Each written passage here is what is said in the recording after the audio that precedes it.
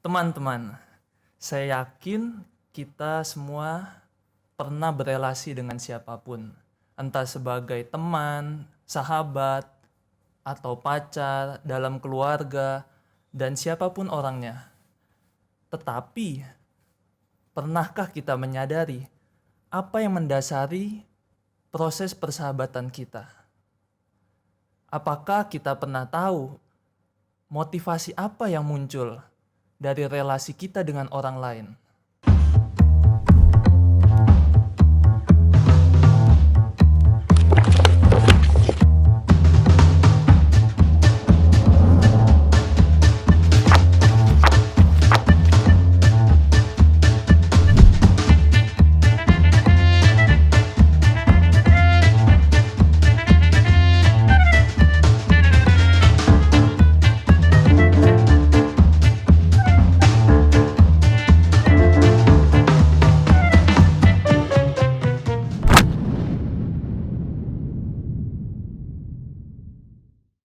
Halo teman-teman sahabat seperjalanan, kembali lagi di Gedebuk, Geledah Buku.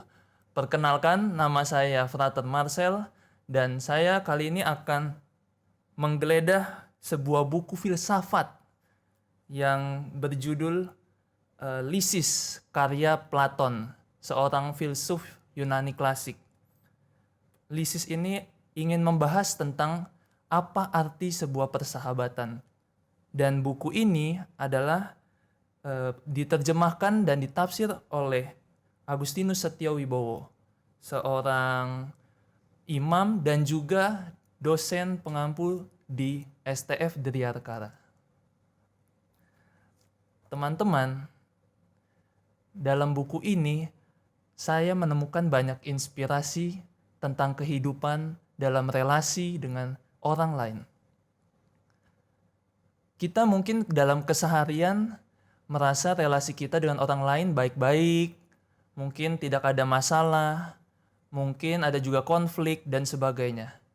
Tetapi mungkin ada baiknya kita melihat, merefleksikan kembali apa sih yang mendasari itu semua sehingga kita secara pribadi bisa menjalin relasi dengan orang lain dengan baik. Teman-teman, saya mendapatkan banyak inspirasi dari buku ini. Salah satunya bahwa dikatakan dalam karya Platon ini, sebetulnya Platon ini adalah sebutan asli dari bahasa Yunani, atau kita sering bisa mengatakan Plato. Tapi dalam buku ini menyebutnya Platon, dari penerjemah dan penafsir Romo Setiowibowo ini. Bahwa inspirasi itu, persahabatan itu sebetulnya tidak kekal. Tetapi yang kekal itu adalah kepentingan. Atau bahasa yang lebih keren dalam buku ini kita sebut kebaikan. Teman-teman yang baik, mungkin kita bisa melihat dalam kehidupan sehari-hari kita. Dalam relasi kita mungkin dengan lawan jenis, dengan sahabat, dengan pacar, dan sebagainya. Apa sih yang sebetulnya bisa membuat kita tertarik kepada seseorang? Nah, di buku ini menarik, dalam cerita dialog Lysis dikatakan ada seorang tokoh Hipotales namanya, dia mengagumi seorang bernama Lysis. Ya, dia itu seorang yang kaya, bangsawan dan yang terkenal pokoknya.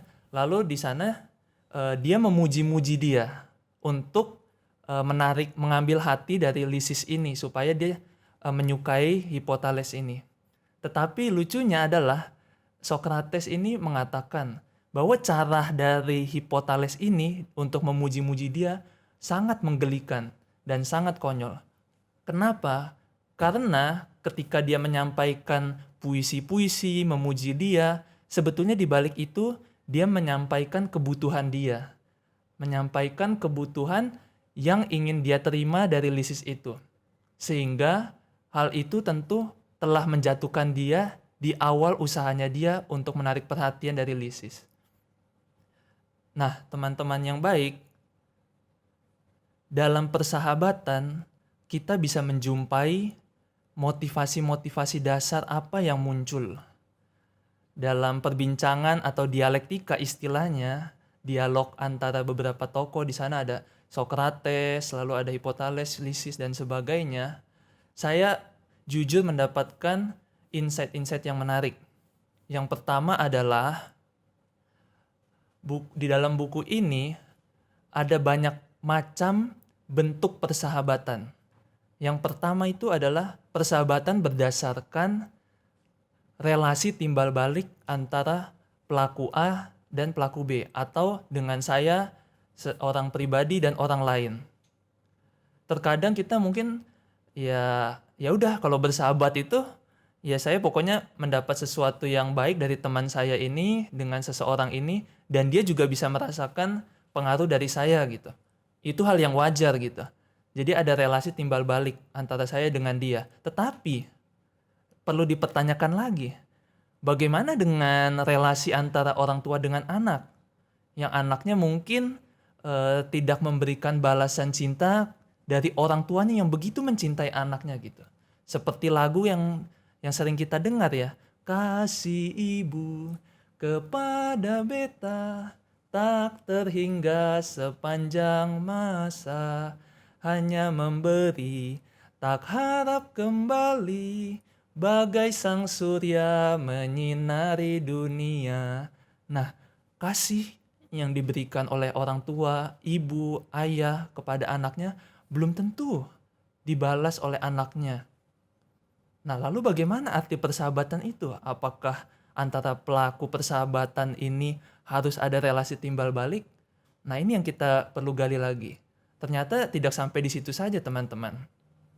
Lalu dalam buku Lysis ini diperbincangkan juga tidak hanya dari sisi tokoh-tokoh yang bersahabat antara kita dengan orang lain, tetapi di sana dikatakan yang tadi saya awal bilang bahwa ada sebuah kepentingan, atau kita mungkin sebut saja gampangnya, saya pengen berteman dengan dia karena dia orangnya pinter gitu. Gue deketin dia lah, siapa tahu gue ketularan pinter gitu. Ada kan dalam keseharian kita seperti itu. Atau juga dalam bentuk apapun yang kita cari dari orang lain gitu.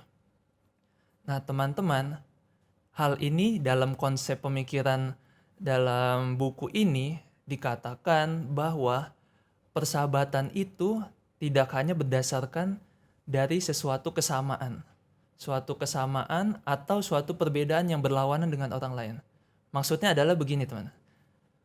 Mungkin di antara kita ada yang senang bersahabat dengan yang sikapnya mirip dengan kita gitu. Kita pembawanya ceria, happy, lalu juga gampang berbicara gitu. Gue cocok nih sama dia nih. Gue bagus sahabatan sama dia. Karena sikap gue emang sama gitu. Tetapi tidak selamanya itu benar gitu. Dalam contoh yang lain kita bisa menemukan gitu. Mungkin kita yang merasa diri hebat, baik, pintar, cerdas, bisa bersahabat juga dengan orang pintar, belum tentu. Karena kita mungkin merasa cukup kan? Ya kan? Kita merasa diri, gue udah pintar nih, gue udah baik gitu. Kenapa gue harus sahabat juga dengan orang yang pintar gitu? Belum tentu. Maka itu konsep ini bisa disanggah bahwa persahabatan itu tidak melulu soal kesamaan sikap, kesamaan pribadi dengan orang lain. Tetapi kalau sebaliknya dari hal yang berlawanan, saya rasa juga ini sangat jelas tidak tepat juga, karena mana mungkin orang yang baik berusaha mencari sahabat yang jahat gitu. Ketika kita dalam keluarga, kita juga mungkin sering diingatkan ya, carilah teman-teman yang baik, bersahabatlah dengan orang-orang baik supaya kita menjadi orang yang baik juga gitu. Nah, ini teman-teman, dalam buku ini banyak memperbincangkan apa sih sebetulnya arti persahabatan itu. Ini yang menarik. Walaupun dalam perbincangan atau dialog ini akhirnya itu menimbulkan jalan buntu, tetapi penerjemah dan penafsir Romo Setiowibowo ini menyampaikan refleksi yang menarik menurut saya gitu. Bahwa persahabatan itu menurut Platon bersifat triangular atau segitiga. Yang tadi saya katakan di awal, ada pelaku seseorang, misalkan kita sebut saya Tono, lalu juga ada pelaku yang lain, misalnya Tini, seorang perempuan. Lalu di atasnya itu yang membuat segitiga adalah kebaikan, atau istilah yang lebih mudah adalah kepentingan. Kalau dibilang kebaikan, sebetulnya itu mau mengatakan bahwa hal yang baik itu berarti sejauh itu berguna bagi orang lain gitu.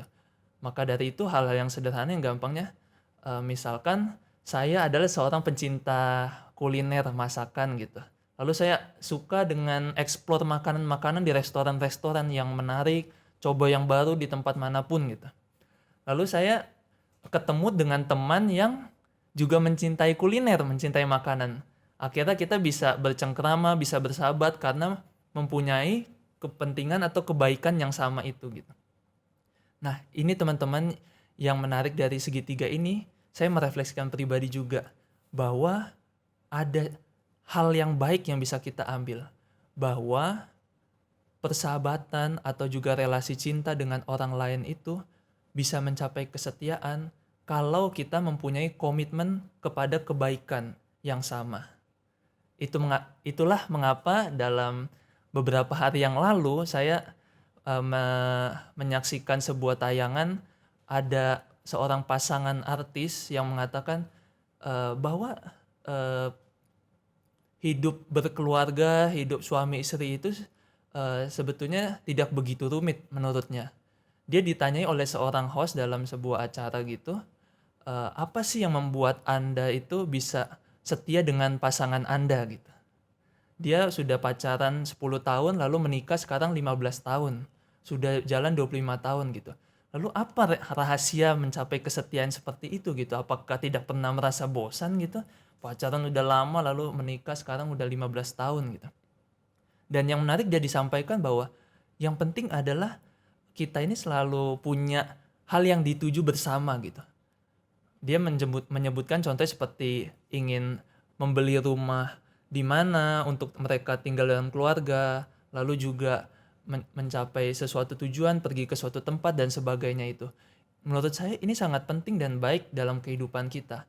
Bahwa kepentingan atau istilah kebaikan itu menjadi dasar dari sebuah relasi persahabatan antara dua pelaku. Tetapi teman-teman, tambahannya adalah kita bersahabat dengan orang lain itu yang saya katakan di awal tidak kekal. Karena hubungan timbal balik kita dalam buku ini dikatakan bahwa semuanya itu kembali dari kebaikan itu sendiri.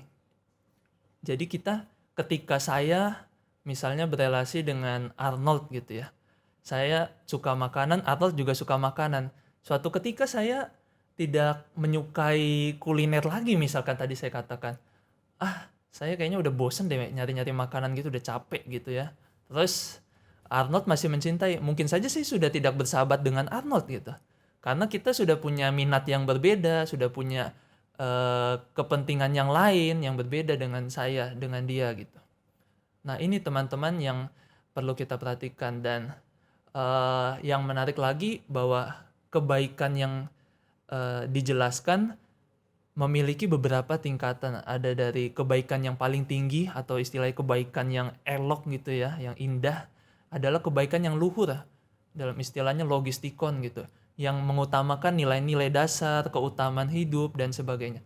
Lalu nilai-nilai yang menengah dan rendah itu adalah tumos. Tumos itu kebanggaan diri, lalu juga rasa ingin dihargai dan sebagainya macamnya, itu ada dalam tingkatan yang tengah-tengah, tumos, dada kita.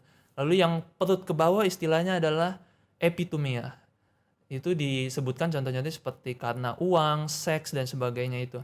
Nah, itulah tingkat-tingkat kebaikan. Kita perlu merefleksikan di sini.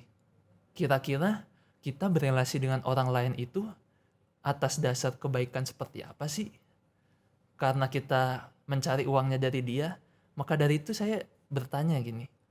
Teman-teman semua di sini yang mungkin lagi pacaran gitu ya, dengan relasi lawan jenisnya, dengan pasangannya itu, apakah Anda sungguh mencintai pribadi dari pasangan Anda, ataukah justru Anda mencintai di balik pribadinya itu, mencintai mobil pribadinya, mencintai kecantikan pribadinya, hal-hal yang dalam fisiknya, kartu kredit pribadinya dan sebagainya. Nah, itu yang kita perlu. Apakah kita sungguh benar-benar mencintai dirinya? Nah, kita perlu merefleksikan dari hal situ. bahwa kebaikan yang kita harus refleksi, kebaikan yang kita usahakan dalam kehidupan kita, tentunya kita berusaha untuk kebaikan yang lebih luhur, yang lebih di atas, yaitu kebaikan yang berdasarkan nilai-nilai yang kita yakini bahwa hal itu berguna untuk diri kita dan orang lain.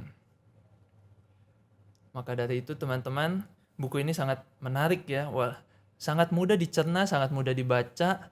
Dan saya jujur sebagai pemula membaca buku ini tidak begitu kesulitan karena sangat ringan pembawanya dan juga banyak penjelasan-penjelasan yang mudah ditangkap oleh kaum awam di manapun. Demikian Gedebuk dari saya. Terima kasih.